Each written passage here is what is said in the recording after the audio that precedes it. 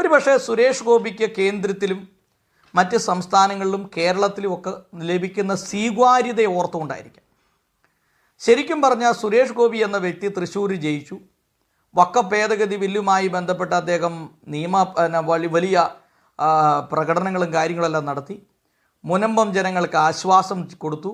അവരുടെ അടുത്ത് പോയി അവരോട് സംസാരിച്ചു. അതുമാത്രമല്ല, ക്രൈസ്തവരുമായി നല്ല ബന്ധം പുലർത്തി ജീവിക്കുന്നു.